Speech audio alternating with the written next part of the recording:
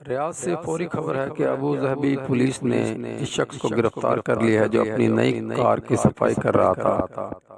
اس نے دیکھا کہ اس کا 2 سالہ بیٹا ایک کیل لے کر گاڑی کی سائیڈ پر سکریچ لگا رہا ہے۔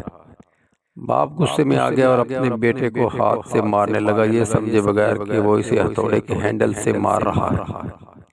باپ نے بعد میں سمجھایا کہ اس نے کیا حرکت کی ہے تو فوری طور پر بیٹے کو ہسپتال لے گیا۔ معلوم ہوا کہ فریکچر کی وجہ سے بیٹے کی انگلی ضائع ہو گئی۔ بیٹے نے بابا کو دیکھا تو معصومانہ انداز میں پوچھا کہ بابا میری انگلی دوبارہ کب آئے گی؟ یہ سوال باپ پر بجلی کی طرح گرا تو باپ نے باہر نکل کر گاڑی کو آگ لگا دی اور پھر روتا ہوا بیٹے کے سامنے بیٹھ گیا اور جو کچھ ہوا اس پر افسوس کرنے لگا۔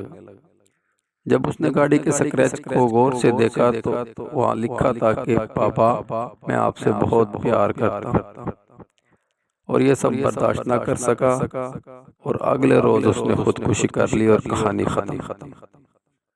تھوڑی دیر کے لیے کہانی کی طرف دوبارہ آئی۔ کیا کوئی گاڑی کو ہتھوڑے سے صاف کرتا ہے؟ اور ہتھوڑے کا موضوع سے کیا تعلق؟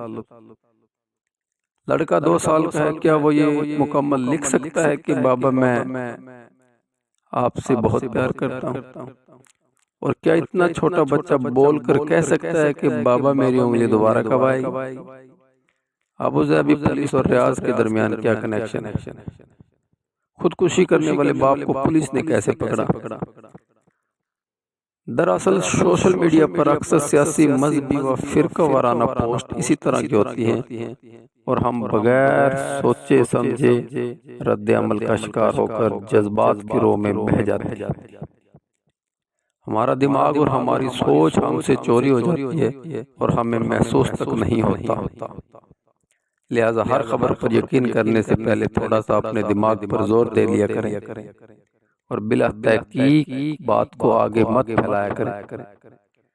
قرآن مجید میں ہے کہ مومنو اگر کوئی فاسق تمہارے پاس کوئی خبر لے کر آئے تو تحقیق کر لیا کرو، کہیں نادانی میں کسی قوم کو کوئی تکلیف نہ پہنچا دو۔